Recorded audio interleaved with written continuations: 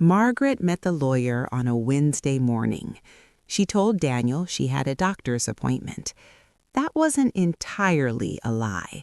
She was healing, just not in the way he assumed. The lawyer was a calm woman in her early 50s with kind eyes and a firm voice. She listened without interrupting as Margaret spoke. At first, Margaret apologized constantly. "I'm sorry, I don't know if this sounds silly. I'm probably overreacting. He's my son, after all." The lawyer raised a hand gently. "Mrs. Ellis," she said, "verbal abuse is still abuse, and an adult child has no legal right to remain in your home against your will." Margaret felt something loosen in her chest. "You mean I can ask him to leave?" "You can do more than ask," the lawyer replied. "You can legally evict him." The word evict echoed in Margaret's mind. It sounded harsh, cold, final. But it also sounded like freedom. They reviewed the details, the notice period, the documentation, the steps required to protect Margaret, not just legally, but physically. By the time Margaret left the office, she was holding an official eviction notice in her purse. Her hands were shaking, but her spine was straight. The notice. Margaret waited until evening. Daniel was sprawled on the couch, shoes on the coffee table, laughing loudly at something on his phone. She stood in front of him. "Daniel," she said. He barely looked up. "What?" "I need you to listen to me." That got his attention. She handed him the envelope. "What's this?" he asked. "Your eviction notice," she replied calmly. "You have 30 days to vacate this property." For a moment, Daniel just stared. Then he laughed. "Nice joke." "I'm not joking." His face changed. "You wouldn't dare." "I already have." He stood up abruptly. "You're choosing strangers over your own son?" "I'm choosing peace," Margaret said. "I'm choosing safety. I'm choosing myself." Daniel's voice rose. "You can't survive without me." Margaret didn't flinch. "I already have." The final confrontation. The days that followed were tense. Daniel tried everything: guilt, anger, mockery, tears. "You're a terrible mother. You're heartless. Dad would be ashamed of you." Margaret said nothing. She had said everything already. When Daniel refused to leave after the deadline, Margaret made the hardest call of her life. She called the authorities. They arrived quietly, professionally, without drama. Daniel shouted, accused, threatened, but none of it mattered anymore. As he was escorted out with his belongings, Daniel turned back one last time. "You'll regret this," he said. Margaret stood in the doorway of her home, the home she had paid for, cared for, protected. "No," she said softly, "I won't." The door closed behind him, and for the first time in a very long time, the house was quiet. Aftermath. Margaret changed the locks that same day. She slept through the night for the first time in over a year. In the weeks that followed, her blood pressure dropped, the headaches faded, her shoulders relaxed. She began walking in the mornings again. She invited neighbors over for tea. She hung the photos back up, every single one. She even laughed sometimes, surprised by the sound of it. Daniel did not call, and Margaret did not chase him, because love does not mean tolerating abuse, and motherhood does not mean surrendering your dignity. The lesson. Margaret learned something late in life, but not too late, that boundaries are not cruelty, that peace is not selfish, and that sometimes the bravest thing a parent can do is let go. She did not evict her son out of hatred. She evicted him out of survival. And in doing so, she reclaimed her home, her independence, and her life. Margaret's body began to betray her. At first, she thought it was grief. Grief always found new ways to surface, but this felt different, heavier, more constant. Her chest tightened at random moments. Her hands sometimes trembled so badly she had to grip the edge of the counter just to stay steady. Sleep no longer came easily. She woke in the night, heart racing, convinced she'd heard Daniel moving around the house. Sometimes he was, sometimes he wasn't, but her body stayed alert long after the sound, or imagined sound, passed. One morning, she nearly fainted while folding laundry. She sat down hard on the edge of the bed, gasping for air. Daniel noticed. "What's wrong with you now?" he asked from the doorway, annoyed rather than concerned. "I just feel dizzy," she said, her voice thin. "Could you maybe bring me some water?" He sighed loudly. "You're always making a big deal out of nothing." He didn't bring the water. Margaret lay back and stared at the ceiling, her heart pounding, wondering how it had come to this, how her own child could look at her pain and feel nothing. Public humiliation. Daniel's cruelty wasn't confined to the house anymore. One afternoon, Margaret's neighbor, Mrs. Klein, stopped by to return a baking dish. Margaret invited her in for tea. They sat at the kitchen table, talking softly. Daniel walked in halfway through the conversation. "Why do you always invite people over without asking me?" he snapped. Mrs. Klein froze. "I'm sorry," Margaret said quickly. "I didn't think—" "That's the problem," Daniel said sharply. "You never think." Mrs. Klein stood up awkwardly. "I should be going," she said, avoiding eye contact. After she left, Margaret whispered, "You embarrassed me."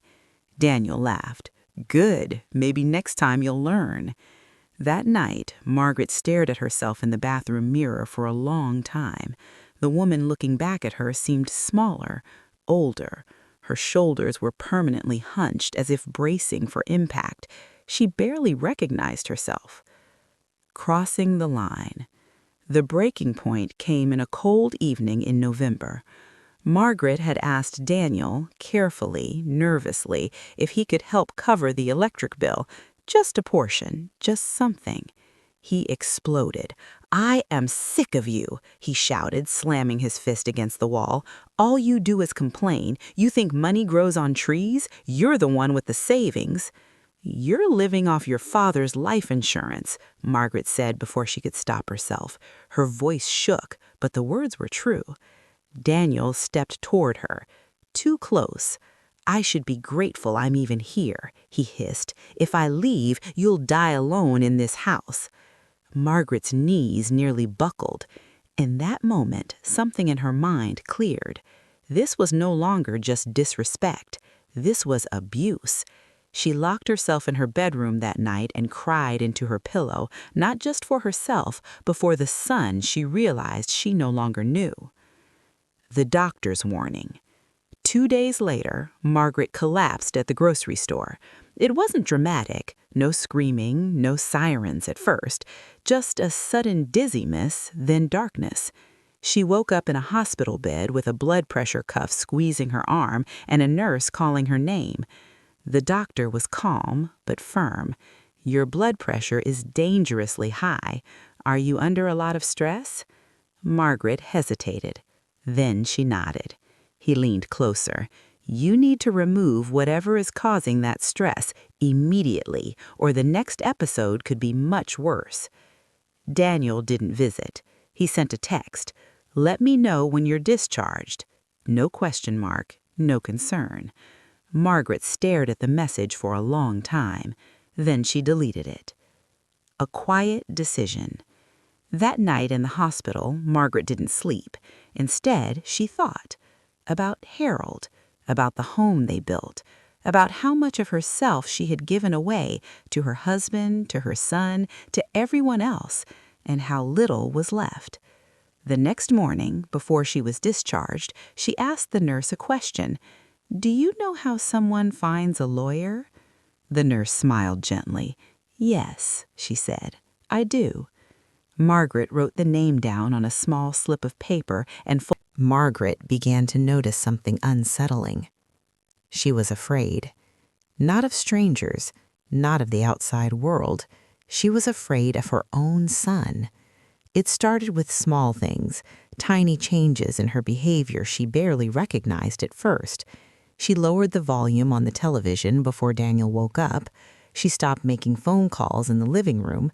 She tiptoed through the hallway in the mornings, careful not to wake him. This was her house, the same house where she had raised him, the same kitchen where she taught him how to tie his shoes by sitting him on the counter, the same hallway where family photos still lined the walls, photos Daniel now mocked whenever he passed them. "God, you look so old in these," he said one afternoon, pointing at a framed picture of Margaret and Harold on their 40th anniversary. "You should really take these down. It's depressing." Margaret reached for the frame later that night and gently placed it in a drawer, not because she agreed, because it was easier. Daniel's words had become sharp, careless, and constant. Every request was met with hostility. "Daniel, could you please take the trash out? Why do you always nag? Could you rinse your dishes? Maybe if you weren't so bored all day, you wouldn't care." He never yelled outright yet. Instead, he used sarcasm, mockery, disdain, the kind that makes you question your worth. When Margaret reminded him about contributing to groceries or utilities, his face darkened. "I'm your son," he snapped. "You want me to pay rent now, after everything I've been through?" She backed down every time. Her hands shook when she wrote checks for his expenses. Her stomach twisted when she checked the bank balance. Harold's life insurance money, meant to help her live comfortably, was quietly disappearing. And Daniel didn't even say thank you. The first explosion. The first real blow-up happened over something trivial. Margaret had made soup, Harold's favorite recipe. She cooked it slowly, the way she always had, letting it simmer while the rain tapped gently against the windows. Daniel took one spoon and grimaced. "What is this?" he said. "Soup," Margaret replied softly. "It's bland. Did you forget how to cook now or something?" She froze. "I followed the recipe. Your father loved it." Daniel slammed the spoon into the bowl. "Well, Dad's gone, and honestly, I can see why he needed a break." The words hung in the air like poison. Margaret felt her chest tighten. "Don't speak about your father like that," she whispered. "Or what? You'll kick me out? You can't even handle being alone for 5 minutes." Her legs felt weak. He stormed off, leaving the bowl untouched. Margaret sat at the table for a long time after that, staring at the steam rising from the soup. She didn't eat dinner that night. The house becomes smaller. Days passed, then weeks. Daniel stopped pretending. He cursed openly, he criticized constantly, he belittled her grief. If she cried, he mocked her. If she stayed quiet, he accused her of sulking. "You're always playing the victim. You love the sympathy." Margaret began having headaches, then chest pains, then sleepless nights where she lay awake staring at the ceiling, listening for his footsteps. She locked her bedroom door at night, not because he had threatened her, but because she didn't feel safe. One evening, she overheard him on the phone. "Yeah, I've got it easy," Daniel laughed. "She'll never kick me out. She needs me." Margaret stood in the hallway, unseen, her heart pounding. That was the moment something shifted. A quiet realization formed in her chest, slow, painful, undeniable. Her son did not see her as a mother. He saw her as a resource, a place to land, a wallet, a servant, and he felt entitled to all of it. A whisper of strength. The next morning, Margaret did something she hadn't done in months. She went for a walk alone. The autumn air was crisp, leaves crunched beneath her shoes. For the first time since Harold's death, she felt her lungs fill completely. She sat on a park bench and watched strangers pass by, people living lives untouched by the chaos inside her home. An elderly woman sat beside her. "Beautiful morning," the woman said. Margaret nodded. "Yes, it is." The woman smiled gently. "You look tired, dear." Margaret almost laughed. The house had never felt this loud, not because of noise, but because of silence. After 42 years of marriage, Margaret Ellis found herself waking up alone in the same bed she had shared with her husband, Harold, since she was 21 years old. The ticking of the old wall clock echoed through the hallway like a heartbeat she couldn't escape. Every sound felt sharper now: the creak of the floorboards, the hum of the refrigerator, the wind brushing against the curtains. Harold had been gone for just 6 weeks. 6 weeks since the heart attack took him suddenly in the early hours of a Tuesday morning. 6 weeks since the ambulance lights painted the living room red and blue. 6 weeks since Margaret signed papers she barely understood while still wearing her nightgown. At 68, she was a widow for the first time in her life. Friends came. Neighbors brought casseroles. Church members stopped by with sympathetic smiles and soft prayers. But when the doors closed at night, it was just Margaret and her thoughts and the overwhelming fear of growing old alone. That was when her son, Daniel, moved back in. Daniel was 37 years old. He arrived 2 days after the funeral, suitcase in hand, eyes red but dry. "Mom," he said, hugging her briefly, stiffly, "you shouldn't be alone right now." Margaret was grateful, or at least she thought she was. Daniel had always been difficult, but he was her son, her only child, and after losing her husband, the idea of losing her son, too, even emotionally, felt unbearable. "You can stay as long as you need," she told him softly. She didn't know then that those words would change her life. At first, Daniel was almost pleasant. He cooked dinner the first week, he carried in groceries, he even mowed the lawn once, though he complained about the heat the entire time. Margaret told herself this was grief, that he was hurting too.